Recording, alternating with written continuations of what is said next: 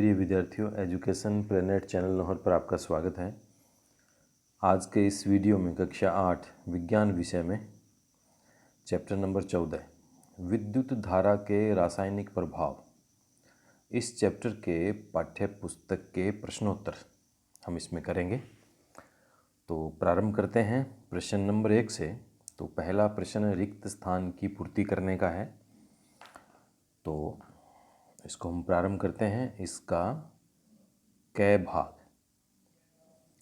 विद्युत चालन करने वाले अधिकांश द्रव अम्ल, क्षार तथा लवणों के विलयन होते हैं। तो इस रिक्त स्थान में आएगा अम्ल, क्षार और लवण।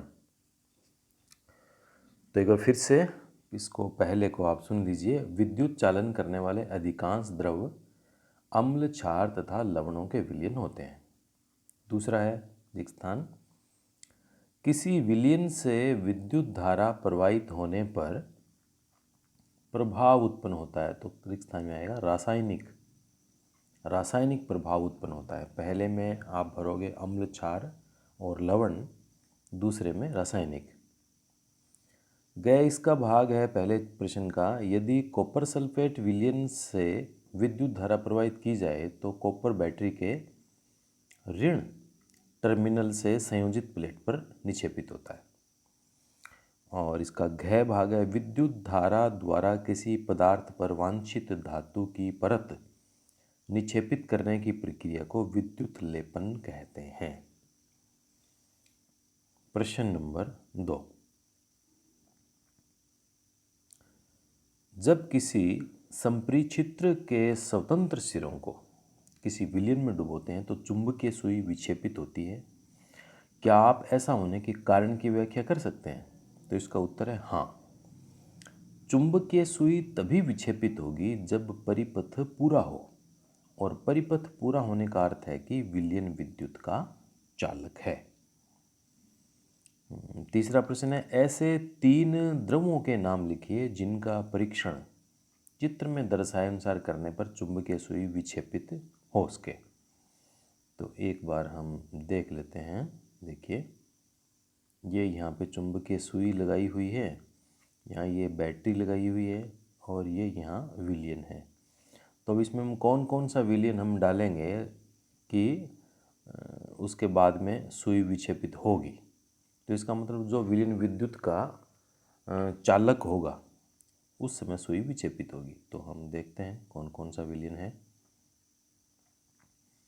तो प्रश्न एक बार फिर से लेते हैं। ऐसे 3 द्रवों के नाम लिखिए जिनका परीक्षण चित्र में दर्शाए अनुसार करने पर चुंबकीय सुई विक्षेपित हो सके। तो इसका उत्तर होगा, यदि हम नल का पानी और सोडियम क्लोराइड का विलयन, हाइड्रोक्लोरिक अम्ल का विलयन, ये 3 को हम यदि उसमें बीकर में डालेंगे तो फिर सुई विक्षेपित होगी, यानी ये सुचालक का काम करेंगे।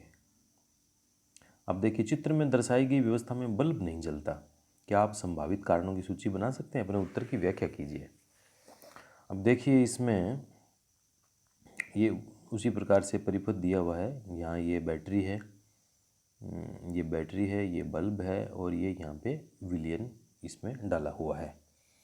तो कौन कौन से कारण है कि यदि बल्ब नहीं जलता है तो क्या क्या कारण हो सकते हैं। एक बार फिर से चित्र को आप ध्यान से इसको देख लीजिए। ये बैटरी है, ये बल्ब है और ये विलयन है।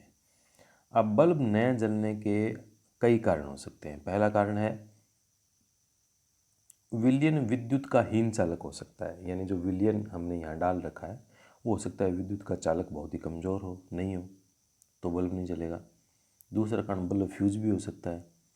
तीसरा कारण ये भी हो सकता है कि सेल समाप्त हो चुके हों, सेल खराब हो। और चौथा, कनेक्शन डिले हो सकते हैं, जहाँ से हमने तारों को जोड़ रखा है वो हो सकता है ठीक प्रकार से नहीं जुड़े हों। 5वां प्रश्न है, 2 द्रवों ए तथा बी के विद्युत चालन की जांच करने के लिए एक संपरिचित्र का प्रयोग किया गया। यह देखा गया कि संपरिचित्र का बल्ब द्रव ए के लिए चमकीला दीप्त हुआ जबकि द्रव बी के लिए अत्यंत धीमा दीप्त हुआ। आप निष्कर्ष निकाल सकते हैं कि क्या कारण है इसका। द्रव ए द्रव बी से अच्छा चालक है और द्रव बी द्रव ए से अच्छा चालक है, दोनों द्रवों की चालकता समान है, या द्रवों की चालकता गुणों की तुलना इस प्रकार नहीं की जा सकती। इसका उत्तर होगा द्रव ए द्रव बी से अच्छा चालक है, यानी जब ए द्रव डाला गया तो बल्ब अच्छा जला, बी में कम जला। इसका मतलब द्रव ए द्रव बी से अच्छा चालक है।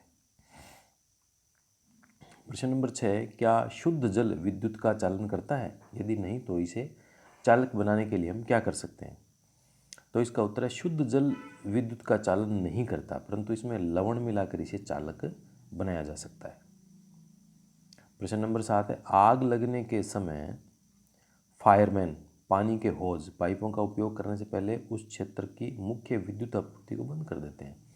व्याख्या कीजिए कि वे ऐसा क्यों करते हैं। इसका उत्तर है आग बुझाने में प्रयोग किया जाने वाला पानी शुद्ध नहीं होता और विद्युत का चालक हो सकता है। यही कारण है कि फायरमैन विद्युत की आपूर्ति को बंद कर लेते हैं। 8वां प्रश्न है, तटीय क्षेत्र में रहने वाला एक बालक अपने संपरिचित्र से पीने के पानी और समुद्र के पानी का परीक्षण करता है। वह देखता है कि समुद्र के पानी के लिए चुंबकीय सुई अधिक विक्षेप दर्शाती है। क्या आप अपने इसके लिए कारण की व्याख्या कर सकते हैं?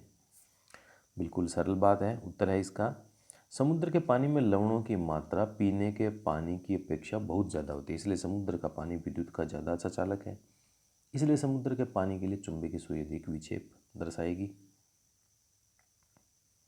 प्रश्न नंबर 9 है, क्या तेज वर्षा के समय किसी लाइनमैन के लिए बाहरी मुख्य लाइन के विद्युत के तारों की मरम्मत करना सुरक्षित होता है? व्याख्या कीजिए।